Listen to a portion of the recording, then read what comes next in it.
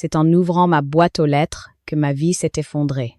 Une enveloppe beige, timbrée du sceau d'un notaire. J'ai cru d'abord à une erreur, une formalité administrative, un papier oublié. Mais en lisant la première ligne, j'ai senti mon cœur se figer. Notification de vente, bien immobilier 614 rue du Lavoir. Cession définitive actée le 17 janvier. Ma maison, vendue, sans moi. Je suis restée là, sur le trottoir, l'enveloppe ouverte entre mes doigts tremblants. Le vent froid balayait la rue, mais je ne sentais plus rien. Je relisais encore et encore le mot « vendu », comme si mes yeux refusaient de comprendre. C'était impossible. Cette maison, c'était mon ancrage, ma mémoire, ma vie avec Jacques. Personne ne pouvait la vendre. Personne. Sauf que quelqu'un l'avait fait. Je suis rentrée, d'un pas mécanique. Dans la cuisine, j'ai posé l'enveloppe sur la table. Le chat est venu se frotter à ma jambe, ignorant que tout s'écroulait autour de moi. Je me suis assise, j'ai relu chaque ligne. Le nom du notaire, Maître Delaunay. L'acquéreur, SCI des Mimosas. Et, en bas, la mention fatale. Acte signé par Madame Sophie Lenoir, mandataire désignée par procuration notariée en date du 22 décembre. Sophie Lenoir, ma belle-fille. Je crois que j'ai ri. Un rire sec, nerveux, incrédule. J'ai murmuré. Non, ce n'est pas possible. Pas elle. Mais oui, c'était bien elle. Ma belle-fille. La femme de mon fils, Paul, celle à qui j'avais ouvert ma porte, offert ma confiance, transmis mes recettes et mes souvenirs. Celle qui disait « Je m'occupe de tout. Madeleine, reposez-vous. » Je ne savais pas qu'en me reposant, je lui avais laissé le temps de tout me prendre. Je me suis levée d'un bond. Je suis allée chercher mon classeur, celui où j'avais rangé tous les papiers de la maison. Le titre de propriété, les factures, les lettres de Jacques. Je me souvenais très bien de cette procuration qu'elle m'avait fait signer avant Noël. Elle m'avait dit, d'un ton léger, « C'est juste pour simplifier les démarches fiscales, Madeleine. Paul n'a pas le temps avec son travail. Vous savez comme il est distrait. » Je n'avais pas lu. Je lui avais fait confiance. Je revois encore sa main posée sur la mienne, ses ongles vernis, sa voix douce. « Faites-moi confiance. C'est juste administratif. » Ce jour-là, j'avais signé. Et aujourd'hui, je découvrais ce que cette signature avait coûté. Le téléphone sonnait. Je n'ai pas répondu. Je fixais le vide, la main sur la table, le souffle court. Les souvenirs affluaient, le rire de Jacques, le bruit de sa scie quand il réparait la clôture, l'odeur du café dans la cuisine. Tout ça effacé par une signature. Je me suis levée. J'ai traversé la maison lentement, pièce par pièce. Le salon, avec la grande table qu'il avait fabriquée. La bibliothèque, où chaque livre avait son histoire. Le jardin, couvert de givre, où les rosiers dormaient sous le froid. Je me suis accrochée au rebord de la fenêtre et j'ai murmuré « Pardonne-moi, Jacques. J'ai laissé entrer le loup. Je ne sais pas combien de temps je suis restée là. Peut être 1 heure, peut être plus. Le temps n'avait plus de sens. Je savais seulement qu'à partir de cet instant, plus rien ne serait comme avant. Vers 10 à 9 heures, la porte d'entrée s'est ouverte. J'ai entendu leur voix dans le couloir. Paul, fatigué, traînant les pieds. Et Sophie, toujours assurée, énergique, sûre d'elle. Je les ai laissés déposer leur manteau, parler un peu, puis je suis entrée dans le salon, l'enveloppe à la main. « Qu'est-ce que c'est que ça ?» ai-je demandé. Sophie a levé les yeux, surprise, mais pas coupable. Elle savait déjà. « Ah, tu l'as reçu ? Parfait. On allait t'en parler justement. Tu allais m'en parler ? Oui. C'était compliqué, tu comprends. Il fallait aller vite, le marché est favorable. Et puis, c'est mieux ainsi, tu n'as plus à t'inquiéter de l'entretien. » J'ai cru que j'allais m'effondrer. Paul restait muet, les yeux rivés sur le sol. « Dis quelque chose, Paul, » ai-je supplié. Il a balbutié. Sophie pensait que « C'était pour ton bien, maman. » Mon bien ? J'ai claqué la main sur la table. Le bruit a résonné dans la pièce. « Tu as vendu ma maison, Sophie. Ma maison, celle que ton beau-père a construite. Et tu me parles de mon bien. » Elle a haussé les épaules. « Vous dramatisez toujours tout, Madeleine. Vous savez, à votre âge, les choses doivent circuler. Vous n'alliez pas y retourner, n'est-ce pas? » Son ton, sa désinvolture, cette façon de dire à votre âge, comme on dit, dans votre passé. Tout s'est brouillé. Je me suis approchée, lentement. « Tu as trahi ma confiance. Tu as trahi mon fils, tu as trahi Jacques. Arrêtez de parler de ce mort comme s'il avait encore son mot à dire. A-t-elle lancé soudain, la voix glaciale. Le silence est tombé. Paul a levé la tête, effaré. Moi, je n'ai rien répondu. Je suis allé jusqu'à la porte. Avant de sortir, j'ai dit doucement. Tu as signé à ma place une fois, Sophie. Mais tu verras, ce sera la dernière. Et sans un mot de plus, je suis allée dans ma chambre. J'ai ouvert mon carnet noir et j'ai écrit « Aujourd'hui, j'ai reçu l'avis de vente. Elle a vendu ma maison sans me prévenir. Le mal est fait, mais la justice, elle, n'a pas encore parlé. Je ne savais pas encore comment j'allais faire. Mais je savais que je le ferais. Et que cette fois, le silence ne serait plus celui de la soumission, mais celui de la stratégie. Avant l'enveloppe beige, avant le mot vendu, avant la signature usurpée. Il y avait une maison qui n'était pas qu'un toit. C'était une manière d'habiter le temps. Nous l'avions achetée, Jacques et moi, un printemps d'après-crise, quand les banques redevenaient prudentes et que les illusions coûtaient encore moins cher que les parpaings. La rue du Lavoir, c'était une petite artère de village avec ses pavés ronds, un café à l'angle et une odeur de lessive qui montait, les lundis, des cours intérieures. La façade n'avait rien d'extraordinaire. Pierre blonde, volets gris, un linteau rongé au-dessus de la porte. Mais pour nous, c'était un palais. Nous y voyions déjà une bibliothèque, un jardin de rosiers anciens, des rideaux cousus main, de la confiture de Mirabelle qui prend au soleil. Jacques posait ses mains sur les murs comme on palpe un visage aimé. « Elle est solide, disait-il. On l'aidera à parler. » Il avait cette façon douce de transformer tout objet en promesse. Instituteur le jour, charpentier du dimanche, l'homme des lignes droites et des après-midi patients. De lui, j'ai appris qu'on ne bricole pas sa vie. On la mesure, on l'assemble, on la visse à sa dignité. Nous avons emménagé un 15 juin. Je me souviens du vacarme des cartons, de mes jupes roulées dans du papier journal, du rire de Jacques quand la clé a refusé de tourner la première fois. Elle nous teste, a-t-il soufflé, presque heureux, comme on salue l'épreuve inaugurale d'un grand amour. Le soir, nous avons dîné par terre, un pain rond, un morceau de tome, une bouteille bon marché. Il répétait « On y est ». J'entendais « Nous allons y rester ». Les années suivantes furent pleines de gestes lents. Je cousais sur la table du salon, la machine ronronnant comme un chat. On venait de loin pour mes ourlets invisibles, mes boutonnières parfaites. Je mettais de côté chaque billet dans une boîte en fer pour la toiture, pour le futur cabanon, pour nos vieux jours. Jacques, lui, dressait des étagères, réparait des loquets, traçait au cordeau.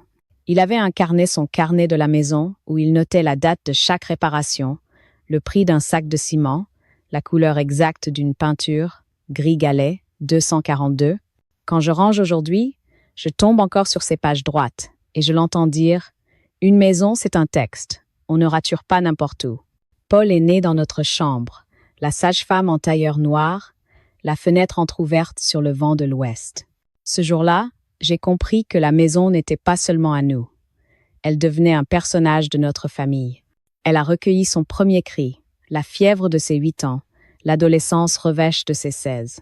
Chaque mur savait quelque chose. L'ombre de ses posters, la marque d'un ballon, le tracé d'un compas qui avait mordu trop fort le bois du bureau. Je passais des heures à récurer, à cirer, à remettre droit, mais jamais je n'aurais songé à faire disparaître ces signes. Les traces, c'est la ponctuation de l'amour. Il y eut des hivers rudes, des tuiles envolées, des conduites gelées. Jacques jurait contre la bise, puis riait en allumant un feu monstrueux qui avalait nos brouillards de fatigue. Il y eut des étés brûlants où la maison sentait la poussière chaude et la confiture. On dînait dans le jardin, des assiettes dépareillées, la nappe que j'avais brodée pour nos 10 ans. « Tu as fait de cette maison une robe qui nous va », disait-il. Et j'avais honte d'être si fière. Puis Paul grandit, s'en alla. L'écho de ses pas se perdit dans d'autres couloirs, une autre ville, une autre vie.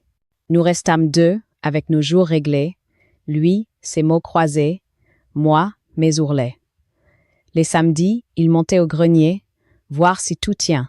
Les dimanches, il faisait ses comptes à la table, classait les papiers dans l'armoire. Assurance, banque, impôts, maison.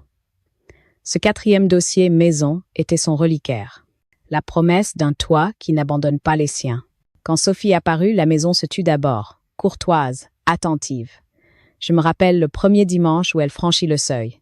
Talons trop hauts pour les pavés, parfum neuf, sourire poli. Elle a regardé droit l'escalier, puis les moulures, puis la bibliothèque, non pas comme on rencontre, mais comme on estime. Jacques, lui, a parlé de poutres, elle a répondu par rendement. Rien qu'un frottement sémantique, pensais-je. Avec le temps, ils se comprendront. Le temps, je le savais, défait les coins durs. Ensuite, la maladie. Les couloirs devenus trop longs, les nuits hachées, le bruit des comprimés dans la coupelle de porcelaine. La maison a serré les dents avec nous. Elle a tenu nos chutes, amorti nos colères, gardé l'odeur des bouillons que je forçais Jacques à avaler. Quand il est parti, un matin sans bruit, j'ai ouvert toutes les fenêtres. Je voulais que la maison garde son souffle. Le mien avait fui. C'est Paul qui a proposé que je vienne chez eux, le temps de me remettre. La rue du Lavoir, je ne l'ai pas abandonnée. J'ai fermé doucement. J'ai choisi des locataires sages, laissé sur la table un bouquet de lauriers, une lettre, prenez soin d'elle. Elle a pris soin de nous. Je suis partie avec 2 valises, la photo de notre mariage, le carnet de Jacques. Ce fut mon erreur. On ne quitte pas son territoire sans établir un traité. Chez Paul et Sophie, rien ne dépassait. On posait les verres sur des dessous de verre, on n'ouvrait pas les fenêtres à cause de la poussière, on ne gardait pas les boîtes en fer parce que ça fait vieux. J'ai voulu croire que j'étais accueillie.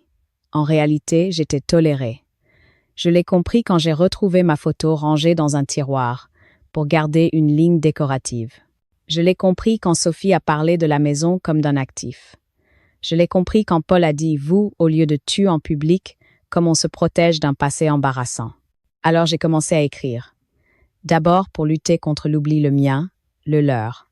Dans un carnet noir, j'ai noté la couleur du ciel le jour où j'ai quitté la rue du Lavoir, le goût du café trop clair dans leur cuisine, la gêne nouvelle de mon fils. J'ai noté aussi ce que la maison savait, la première marche qui grince, la 3e latte du parquet plus chaude l'après-midi, le clou tordu dans l'encadrement de la chambre, ce clou que Jacques refusait d'arracher par superstition. Pourquoi tout cela? Parce qu'une maison est un témoin. Elle délivre ses secrets à ceux qui ont demeuré, et moi, j'avais demeuré. Quand j'ai ouvert l'enveloppe du notaire, le 17 janvier, ce n'est pas seulement un acte que j'ai lu, c'est un reniement de langue. On avait écrit notre histoire dans une syntaxe de ciment et de bois, on venait de me la traduire en chiffres. Je revois Jacques, un soir d'hiver, sa main sur l'angle du buffet. Promets-moi une chose, Madeleine. Si un jour on te dit que la maison est mieux ailleurs qu'entre tes mains, tu feras ce que j'ai toujours fait. Tu vérifieras les fondations. J'avais ri, sans mesurer que cette phrase serait un jour mon viatique. Avant l'enveloppe beige, j'avais eu une vie. Avant la trahison, j'avais eu des preuves. L'ordre des papiers de Jacques, la logique des murs, la fidélité d'un jardin. Tout cela, je ne le savais pas encore, allait compter plus que leur signature. Un jour, très bientôt, on me demanderait d'expliquer pourquoi une vieille femme s'accroche à un tas de pierres. Je répondrais, parce que ces pierres me tiennent et qu'elles témoignent. La vie d'avant n'était pas un décor, c'était mon droit et ma force. Les premiers signes ne furent ni spectaculaires, ni cruels. Ils s'infiltrèrent, comme l'humidité dans les murs lentement, sans bruit, jusqu'à ce que tout se mette à gondoler à l'intérieur de moi. Les premières semaines chez eux, Sophie se montra d'une politesse exemplaire. « Reposez-vous, Madeleine, disait-elle. Ne vous occupez de rien. » Je croyais à de la gentillesse. C'était du contrôle. Chaque geste qu'elle m'interdisait me retirait un territoire. Un jour, ce fut la cuisine. Le lendemain, le linge. Puis, la maison entière. Je voulais aider, participer, garder ma dignité dans leur monde bien ordonné. Mais très vite, j'ai compris qu'ici, mon aide était perçue comme une intrusion. Quand je préparais un café, elle venait discrètement le jeter. « Je préfère le mien, merci. » Quand j'arrosais une plante, elle ajoutait « Il ne faut pas trop, vous savez, sinon les racines pourrissent. » Je n'étais plus une invitée. J'étais devenue une maladresse. Paul, lui, restait silencieux. Toujours un peu fatigué, toujours ailleurs. Le soir, il s'endormait sur le canapé et moi je restais seule à la table, les mains jointes. Je n'avais jamais su que le silence pouvait faire si mal dans une maison pleine de bruit. Un après-midi, alors que je cousais un bouton sur un chemisier, Sophie entra dans ma chambre sans frapper. « Oh, vous avez encore sorti votre vieille machine? Elle dit cela en riant, mais le ton était sec. Ça me détend, ai-je répondu. Elle hocha la tête. Il faudrait quand même penser à ranger un peu, non? On ne peut pas vivre entouré de vieux trucs. Puis elle attrapa un coussin brodé que j'avais fait 20 ans plus tôt et ajouta. Ça, par exemple, ça fait vraiment d'un autre âge. Elle est sortie avec le coussin à la main. Je ne l'ai jamais revu. Le soir même, j'ai noté dans mon carnet. Sophie a pris le coussin du canapé. Elle dit que ça fait vieux. Peut être que c'est moi, le vieux truc. J'ai commencé à tout noter. Les mots, les gestes, les regards. Parce qu'écrire, c'est sauver les miettes de soi qu'on essaye de balayer. Les semaines passèrent. Sophie se fit plus audacieuse. Elle me reprenait devant Paul. « Madeleine, on t'a déjà dit de ne pas laisser les volets ouverts la nuit. Ou encore, il faudrait peu être pensé à se coucher plus tôt. À ton âge, on fatigue vite. » Paul souriait, gêné, mais ne disait rien. Et moi, je souriais aussi. C'est fou ce que les mères peuvent supporter pour préserver une illusion d'harmonie. Puis, il y eut cette phrase, prononcée un dimanche matin. « Vous savez, Madeleine, la maison de la rue du Lavoir, ce serait bête de la laisser vide. On pourrait la revendre ou la louer correctement. Vous ne pensez pas? » Je me suis crispée. Elle est déjà louée. Un jeune couple y vit très bien. Oui, mais vous n'allez pas garder ça éternellement, si? Elle avait dit cela en rangeant la vaisselle, comme on parle d'un objet usé. Je n'ai rien répondu. Mais dans ma tête, j'ai senti un fil se tendre. Les humiliations devinrent quotidiennes, minuscules, mais précises. Le courrier ne m'était plus remis directement. Elle le lisait d'abord pour m'aider à trier. Elle payait les factures pour simplifier. Elle rangeait mes papiers pour mettre un peu d'ordre. Je ne voyais plus rien, je ne décidais plus rien. Et un jour, j'ai remarqué que le double des clefs de la maison de la rue du Lavoir avait disparu de mon trousseau. Je les ai mises dans le tiroir, pour ne pas les perdre, m'a-t-elle dit. J'ai ouvert le tiroir. Elle n'y était pas. Le soir, j'ai écrit dans mon carnet. Les clefs ne sont plus là. Elle me dit qu'elle les a mises à l'abri. Peut être que c'est moi qu'elle veut mettre à l'abri, aussi mais dehors.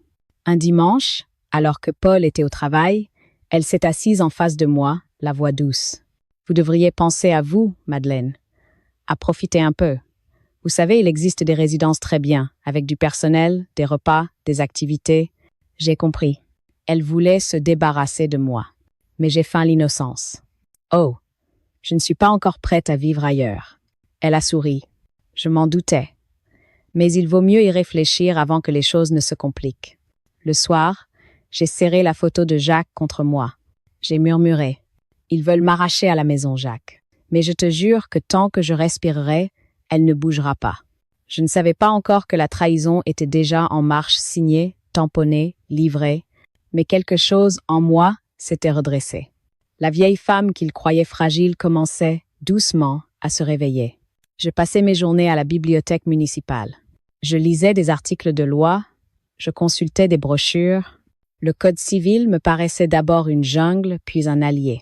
J'apprenais, je surlignais, je prenais des notes, comme une écolière appliquée. Les jeunes du coin me regardaient parfois, amusés. Mais je m'en moquais.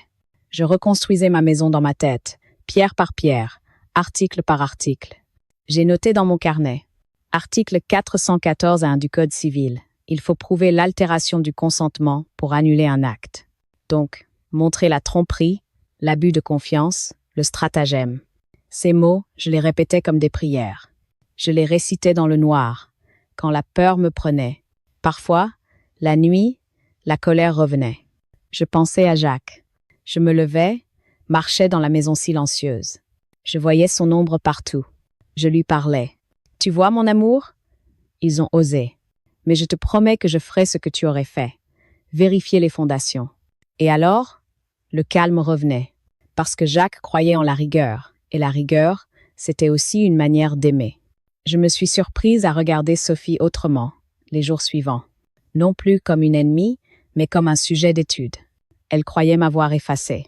Mais elle parlait trop. Elle ne savait pas encore que je l'écoutais. Chaque phrase qu'elle laissait échapper devenait une preuve. « Les notaires adorent la simplicité », disait-elle un jour au téléphone. « Oui, oui, c'est bien la signature de Madeleine. » Elle était parfaitement lucide, je te rassure. Je l'entendais depuis le couloir.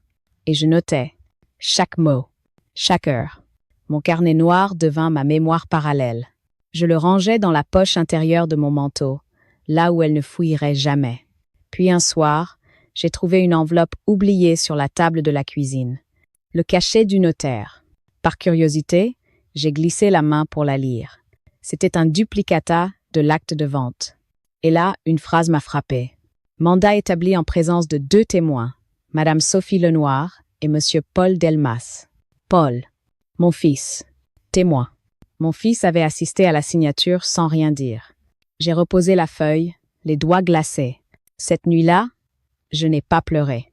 Je me suis tue plus profondément que jamais. Mais dans ce silence, quelque chose s'est allumé. Une précision nouvelle, presque froide. Le lendemain, j'ai appelé mon médecin, puis un ami de Jacques, un ancien collègue devenu avocat à la retraite. Je lui ai simplement dit « J'ai besoin de comprendre comment on détricote une trahison. » Il a répondu « Alors, il faudra être patiente et garder tout. » J'ai souri. C'était exactement ce que je faisais. Les jours suivants, j'ai classé les documents, les photocopies, les mails, les notes, les dates, les conversations, tout dans des pochettes étiquetées. Procuration, acte de vente, témoin, notaire. Le dossier de la vérité prenait forme. Et chaque fois que je rangeais une feuille, je sentais ma peur diminuer. Un matin, j'ai noté dans mon carnet « Je n'ai plus la maison, mais j'ai la chronologie. » Et dans une guerre, celui qui a la chronologie finit toujours par gagner. Le soir même, j'ai pris le train. Direction. L'étude de Maître Perrault, le notaire de Jacques, celui qui m'avait marié, celui qui savait. J'avais décidé de reprendre ce que Sophie m'avait volé. Non pas les pierres, mais le droit.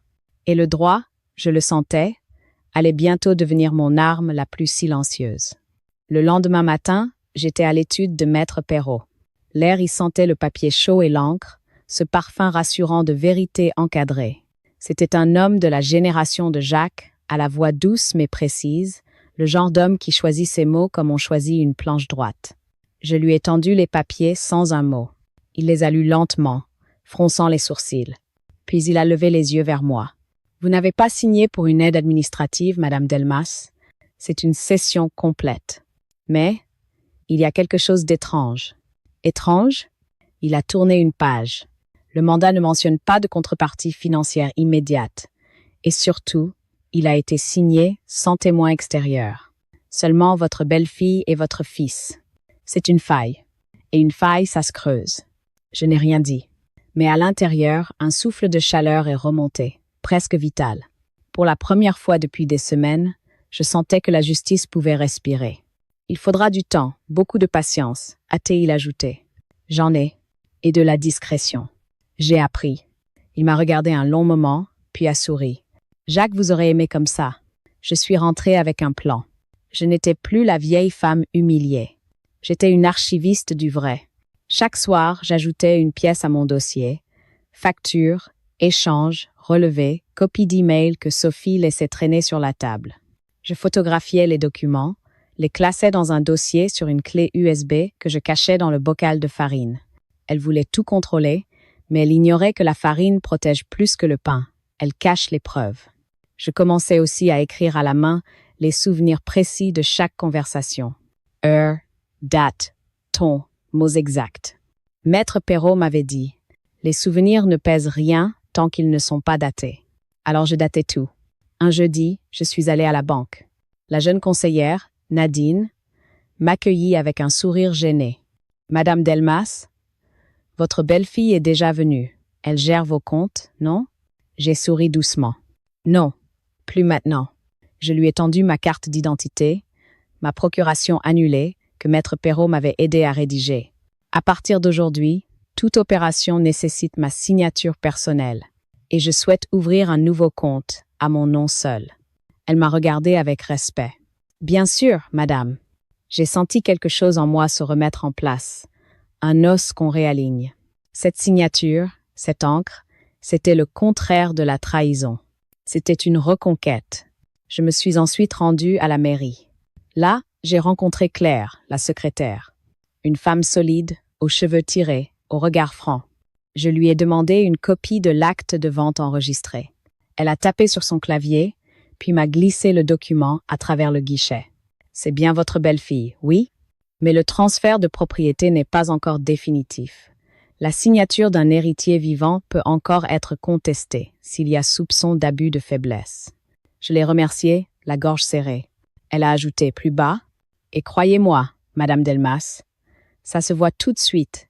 Les papiers qu'on signe sans les lire. » Je suis sortie avec le sentiment d'avoir repris un pas d'avance. Le soir, j'ai dîné en silence avec Paul et Sophie. Ils parlaient de leur week-end, de projets, de liquidités, de placements.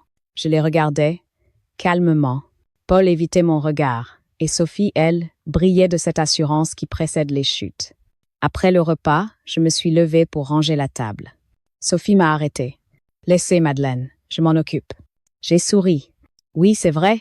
C'est ce que vous faites le mieux, non? » Elle n'a pas compris tout de suite. Mais Paul, lui, a pâli. Je suis allée dans ma chambre. J'ai ouvert mon carnet noir et j'ai écrit « Ce soir, j'ai vu leur visage. » Ils ne savent pas encore que j'ai commencé à les effacer, article après article. Les jours suivants furent méthodiques. Je préparais mes lettres.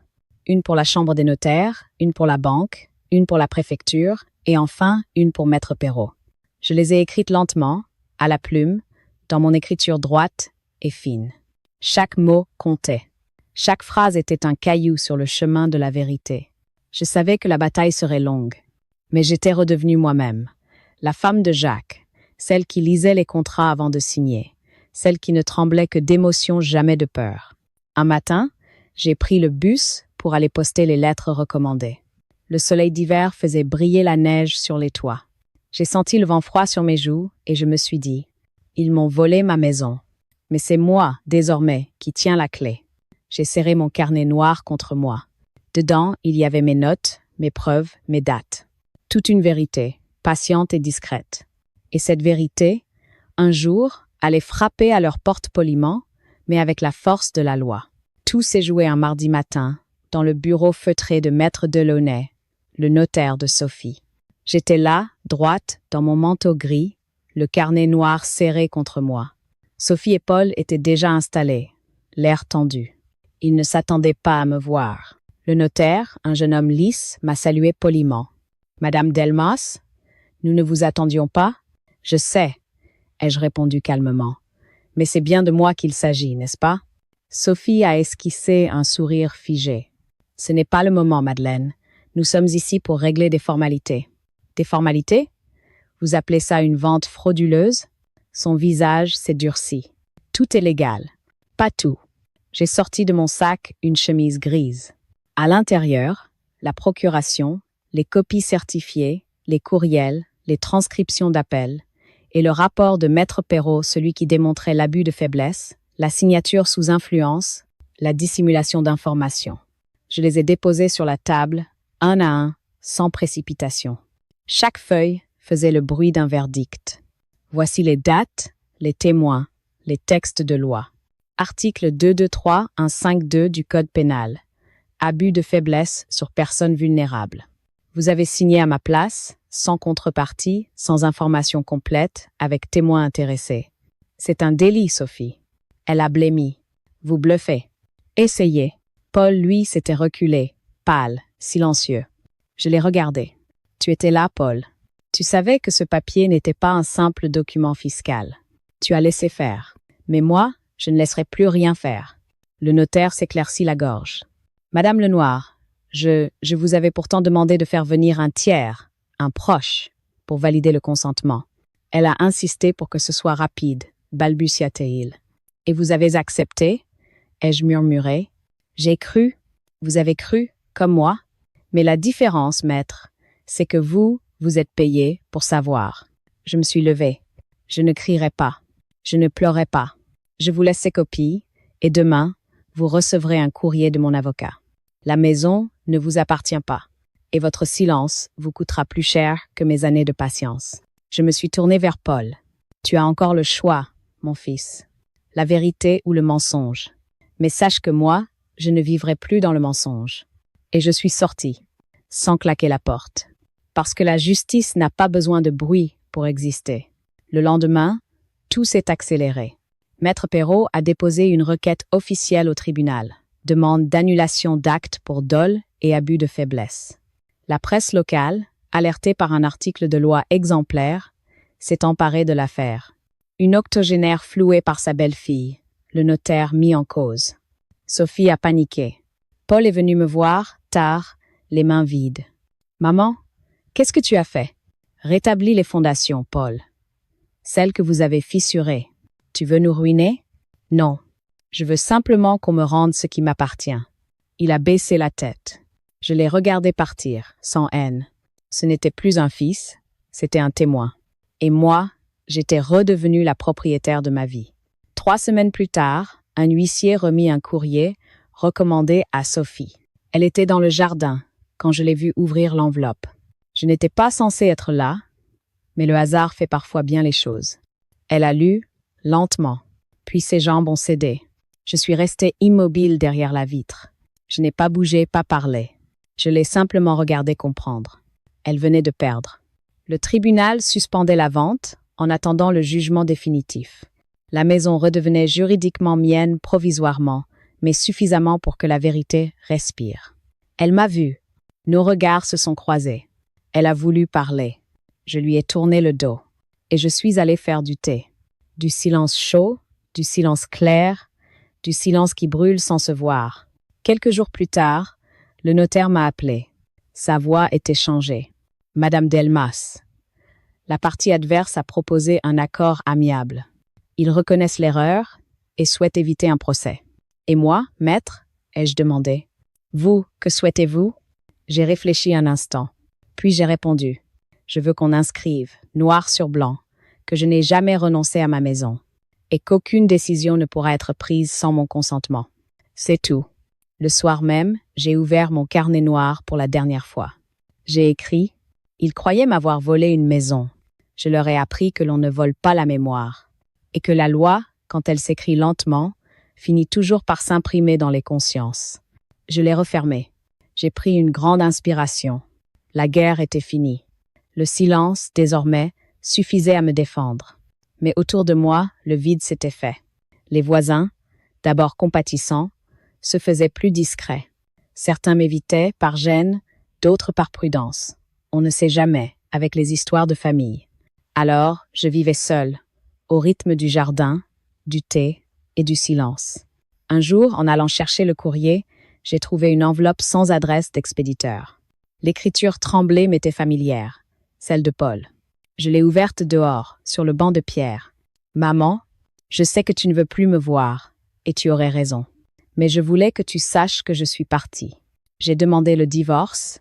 Je ne supporte plus les mensonges. Je te dois des excuses, et je t'en dois une maison. Je te promets de la reconstruire en moi. Ton fils, Paul. » J'ai refermé la lettre. Lentement. J'ai levé les yeux vers la façade de la maison. Les volets bleus, les murs légèrement fendus, la glycine qui reprenait vie. La maison ne jugeait pas. Elle accueillait. Ce jour-là, j'ai compris que l'éclatement familial n'était pas une fin. C'était une purification. Tout ce qui n'était pas solide s'effondrait, et ce qui restait, c'était l'essentiel. Quelques semaines plus tard, j'ai revu Paul. Il s'est présenté devant le portail, les mains vides, les yeux fatigués. « Je peux entrer ?» Hâté, il murmurait. J'ai hésité, puis j'ai ouvert. Il a regardé autour, ému. Elle n'a pas changé. Non, elle t'attendait. Nous nous sommes assis à la table du jardin. Il a sorti de sa poche un petit carnet le sien. J'ai commencé à écrire, moi aussi, pour comprendre, pour ne plus me taire. Je l'ai regardé, ému. Alors tu as enfin appris la seule chose que ton père voulait t'enseigner. Lire avant de signer et parler avant qu'il ne soit trop tard. Il a hoché la tête. Le silence qui suivit n'était plus un mur, mais un pont. Sophie ne donna plus jamais de nouvelles. Et je ne la cherchais pas. Elle appartenait à ce passé de bruit et de mensonges que j'avais laissé derrière. Mais parfois, quand je voyais une femme pressée au marché, téléphone à la main, je pensais à elle. Et je me disais simplement, elle aussi un jour devra rendre des comptes à son propre silence. L'éclatement familial avait fait son œuvre. Tout ce qui devait tomber était tombé. Mais moi, j'étais encore debout, non pas par fierté, mais par cohérence. Parce que tenir, c'est aussi rester témoin de ce qui ne s'effondre pas. J'ai écrit dans mon carnet noir. Ils ont voulu m'effacer du papier. Mais la vie m'a réimprimé à l'encre du temps. Et j'ai su, à cet instant précis, que la guerre était finie. Il ne restait plus qu'à vivre. Le printemps suivant fut d'une douceur presque insolente. La glycine, cette fidèle survivante, s'était remise à fleurir. Chaque matin, je l'arrosais comme on salue une amie revenue de loin. La maison respirait de nouveau. Et moi aussi. Je me levais tôt, non plus parce que je ne pouvais pas dormir, mais parce que j'avais envie de voir le jour se lever sur mes murs retrouvés. Je buvais mon café devant la fenêtre ouverte, le carnet noir posé à côté, comme un témoin paisible de tout ce que j'avais traversé. Je le consultais parfois, non pour raviver la douleur, mais pour mesurer le chemin parcouru. La peur, la colère, la solitude, tout cela s'était déposé en moi comme la poussière sur les meubles. Il suffisait d'un peu de lumière pour que ça devienne presque beau. Un matin, j'ai reçu un appel inattendu. C'était Maître Perrault. « Madame Delmas, je voulais vous prévenir. La maison a retrouvé sa pleine valeur. Et puisque vous n'envisagez pas de la vendre, j'ai pensé à une autre idée. Avez-vous déjà songé à créer une fondation? » Une fondation? Oui. En votre nom, pour la défense du droit des aînés ou la transmission du patrimoine familial. Votre affaire a inspiré plus d'un confrère. Vous êtes devenu un exemple. Un exemple. Le mot m'a fait sourire.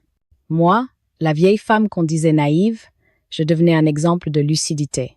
J'ai répondu doucement, si cela peut éviter à d'autres femmes de signer les yeux fermés, alors oui, faites-le. Quelques semaines plus tard, la maison s'est emplie de voix nouvelles. Des étudiantes en droit, des bénévoles, des voisins. On venait m'écouter raconter l'affaire Delmas, comme il disait. Je ne dramatisais jamais. Je parlais simplement. Le pire, ce n'est pas d'avoir été trahi. C'est d'avoir cru qu'aimer suffisait à protéger. Mais aimer, sans vigilance, c'est parfois signer son propre effacement. Ils prenaient des notes émues. Et je voyais dans leurs yeux une lueur de respect que je n'avais plus connue depuis Jacques. Paul revenait parfois, toujours humble, toujours discret. Il apportait du pain, du vin, parfois juste son silence. Nous parlions peu du passé. Je lui montrais le jardin, les rénovations. Il hochait la tête, souriait, puis aidait à tailler les rosiers. Un jour, il m'a dit « Je suis fier de toi, maman. » J'ai répondu « Moi aussi, je suis fier de toi, parce que tu as su tomber et te relever sans te salir davantage. » Cette phrase, je l'ai vue l'émouvoir plus que n'importe quel pardon. Un matin d'été, une petite fille s'est avancée jusqu'au portail. Ses boucles blondes brillaient sous le soleil. Elle a tendu la main. « C'est vous, Madame Madeleine? »« Oui, c'est moi. Mon papa dit que c'est grâce à vous que la maison des grands-parents existe encore. Il dit que vous êtes la dame du courage. » Elle s'appelait Élise, la fille d'une voisine. Mais dans son regard, j'ai vu l'avenir, la promesse que tout ce que j'avais défendu n'était pas perdu. Le soir, je relisais parfois les lettres de Jacques. Elle sentait la poussière et la vérité.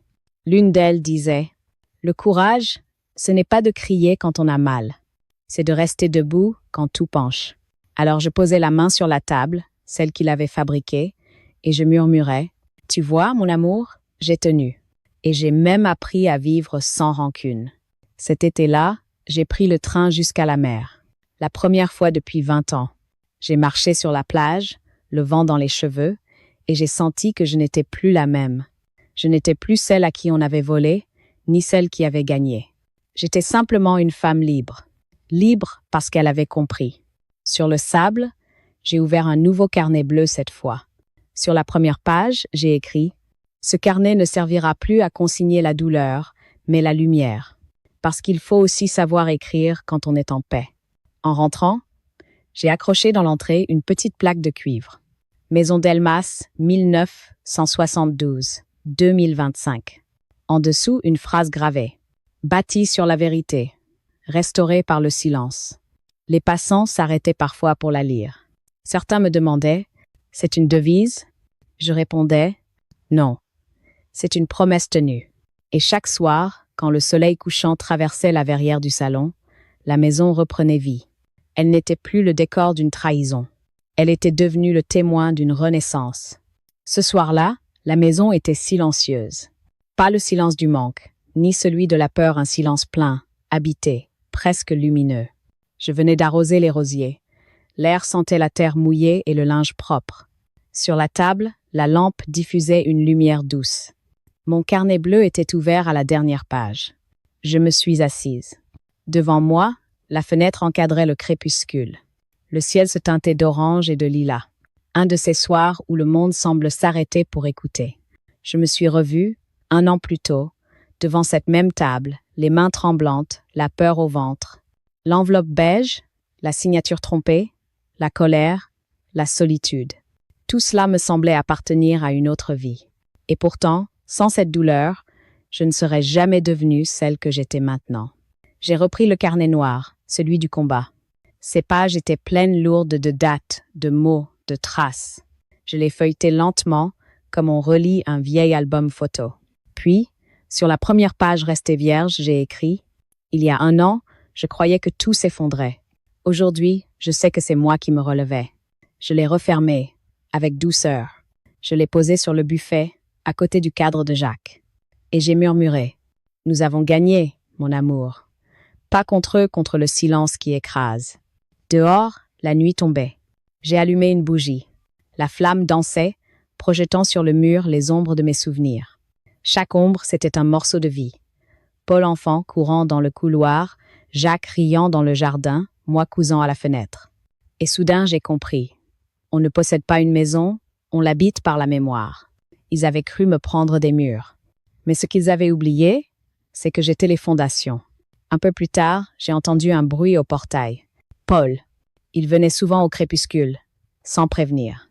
Il a entrouvert la porte. « Je te dérange ?»« Non, entre. » Il s'est assis face à moi, les yeux humbles, le visage apaisé. Je voulais juste dire que la fondation avance. On l'appellera les maisons de Madeleine. Pour les femmes qui, comme toi, ont dû se battre pour rester debout. J'ai souri. Alors, tu as compris. Oui, que le vrai héritage, c'est la mémoire du courage. Il a pris ma main. Et pendant quelques secondes, j'ai senti la chaleur de l'enfant qu'il avait été. Nous n'avions plus besoin de mots. Tout était dit. Quand il est parti, j'ai soufflé la bougie. La pièce s'est plongée dans le noir, mais je voyais encore, parce qu'il y a des lumières qui ne s'éteignent plus. Je me suis levée, j'ai ouvert la fenêtre. L'air du soir entrait, doux, presque tiède. Les lilas bougeaient sous le vent. Je me suis adressée à la nuit, comme à une vieille amie. J'ai perdu, j'ai tremblé, j'ai attendu. Mais j'ai aussi appris à tenir, à observer, à comprendre. Et aujourd'hui, je ne suis ni victorieuse ni vaincue. Je suis en paix. Je me suis retournée vers la maison. Chaque meuble, chaque mur semblait respirer à l'unisson. La table de Jacques brillait sous la lumière de la lune. Le carnet bleu reposait à côté du noir, comme 2 saisons d'une même vie. J'ai pris ma plume et j'ai écrit, lentement, sans trembler. Je n'ai jamais crié. J'ai juste attendu que le mensonge se fatigue. J'ai cru qu'il fallait parler pour exister. J'ai compris qu'il suffisait d'écrire. Parce que, parfois, le silence peut aussi être une forme de justice. J'ai reposé la plume et j'ai fermé le carnet. Dehors, la mer invisible faisait battre son cœur lointain. Je suis restée là longtemps, à écouter ce bruit, celui de la vie qui continue, de la mémoire qui veille. Et dans ce silence, enfin, j'ai su. Tout était accompli. Paul revenait parfois, toujours humble, toujours discret. Il apportait du pain, du vin, parfois juste son silence. Nous parlions peu du passé. Je lui montrais le jardin, les rénovations. Il hochait la tête, souriait, puis aidait à tailler les rosiers. Un jour, il m'a dit « Je suis fière de toi, maman. » J'ai répondu « Moi aussi, je suis fière de toi, parce que tu as su tomber et te relever sans te salir davantage. » Cette phrase, je l'ai vue l'émouvoir plus que n'importe quel pardon. Un matin d'été, une petite fille s'est avancée jusqu'au portail. Ses boucles blondes brillaient sous le soleil. Elle a tendu la main. « C'est vous, Madame Madeleine ?»« Oui, c'est moi. Mon papa dit que c'est grâce à vous que la maison des grands-parents existe encore. Il dit que vous êtes la dame du courage. » Elle s'appelait Élise, la fille d'une voisine. Mais dans son regard, j'ai vu l'avenir, la promesse que tout ce que j'avais défendu n'était pas perdu. Le soir, Je relisais parfois les lettres de Jacques. Elles sentaient la poussière et la vérité. L'une d'elles disait « Le courage, ce n'est pas de crier quand on a mal, c'est de rester debout quand tout penche. » Alors je posais la main sur la table, celle qu'il avait fabriquée, et je murmurais « Tu vois, mon amour, j'ai tenu. Et j'ai même appris à vivre sans rancune. » Cet été-là, j'ai pris le train jusqu'à la mer. La première fois depuis 20 ans. J'ai marché sur la plage, le vent dans les cheveux, et j'ai senti que je n'étais plus la même. Je n'étais plus celle à qui on avait volé, ni celle qui avait gagné. J'étais simplement une femme libre. Libre parce qu'elle avait compris. Sur le sable, j'ai ouvert un nouveau carnet bleu cette fois. Sur la première page, j'ai écrit « Ce carnet ne servira plus à consigner la douleur, mais la lumière. Parce qu'il faut aussi savoir écrire quand on est en paix. » En rentrant, j'ai accroché dans l'entrée une petite plaque de cuivre. Maison Delmas, 1972, 2025. En dessous, une phrase gravée. Bâtie sur la vérité, restaurée par le silence. Les passants s'arrêtaient parfois pour la lire. Certains me demandaient « C'est une devise ?» Je répondais « Non, c'est une promesse tenue. » Et chaque soir, quand le soleil couchant traversait la verrière du salon, la maison reprenait vie. Elle n'était plus le décor d'une trahison. Elle était devenue le témoin d'une renaissance. Ce soir-là, la maison était silencieuse. Pas le silence du manque, ni celui de la peur, un silence plein, habité, presque lumineux. Je venais d'arroser les rosiers. L'air sentait la terre mouillée et le linge propre. Sur la table, la lampe diffusait une lumière douce. Mon carnet bleu était ouvert à la dernière page. Je me suis assise. Devant moi, la fenêtre encadrait le crépuscule. Le ciel se teintait d'orange et de lilas. Un de ces soirs où le monde semble s'arrêter pour écouter. Je me suis revue, 1 an plus tôt, devant cette même table, les mains tremblantes, la peur au ventre. L'enveloppe beige, la signature trompée, la colère, la solitude. Tout cela me semblait appartenir à une autre vie. Et pourtant, sans cette douleur, je ne serais jamais devenue celle que j'étais maintenant. J'ai repris le carnet noir, celui du combat. Ces pages étaient pleines lourdes de dates, de mots, de traces. Je les feuilletais lentement, comme on relit un vieil album photo. Puis, sur la première page restée vierge, j'ai écrit « Il y a 1 an, je croyais que tout s'effondrait. Aujourd'hui, je sais que c'est moi qui me relevais. » Je l'ai refermé, avec douceur. Je l'ai posé sur le buffet, à côté du cadre de Jacques. Et j'ai murmuré « Nous avons gagné, mon amour. Pas contre eux, contre le silence qui écrase. » Dehors, la nuit tombait. J'ai allumé une bougie. La flamme dansait, projetant sur le mur les ombres de mes souvenirs. Chaque ombre, c'était un morceau de vie. Paul enfant courant dans le couloir, Jacques riant dans le jardin, moi cousant à la fenêtre. Et soudain, j'ai compris. On ne possède pas une maison, on l'habite par la mémoire. Ils avaient cru me prendre des murs. Mais ce qu'ils avaient oublié, c'est que j'étais les fondations. Un peu plus tard, j'ai entendu un bruit au portail. Paul. Il venait souvent au crépuscule, sans prévenir. Il a entrouvert la porte. « Je te dérange ?»« Non, entre. » Il s'est assis face à moi, les yeux humbles, le visage apaisé. Je voulais juste dire que la fondation avance. On l'appellera les maisons de Madeleine. Pour les femmes qui, comme toi, ont dû se battre pour rester debout. J'ai souri. Alors, tu as compris. Oui, que le vrai héritage, c'est la mémoire du courage. Il a pris ma main. Et pendant quelques secondes, j'ai senti la chaleur de l'enfant qu'il avait été. Nous n'avions plus besoin de mots. Tout était dit. Quand il est parti, j'ai soufflé la bougie. La pièce s'est plongée dans le noir, mais je voyais encore, parce qu'il y a des lumières qui ne s'éteignent plus. Je me suis levée, j'ai ouvert la fenêtre. L'air du soir entrait, doux, presque tiède. Les lilas bougeaient sous le vent. Je me suis adressée à la nuit, comme à une vieille amie. J'ai perdu, j'ai tremblé, j'ai attendu. Mais j'ai aussi appris à tenir, à observer, à comprendre. Et aujourd'hui, je ne suis ni victorieuse ni vaincue. Je suis en paix. Je me suis retournée vers la maison. Chaque meuble, chaque mur semblait respirer à l'unisson. La table de Jacques brillait sous la lumière de la lune. Le carnet bleu reposait à côté du noir, comme 2 saisons d'une même vie. J'ai pris ma plume et j'ai écrit, lentement, sans trembler. Je n'ai jamais crié. J'ai juste attendu que le mensonge se fatigue. J'ai cru qu'il fallait parler pour exister. J'ai compris qu'il suffisait d'écrire.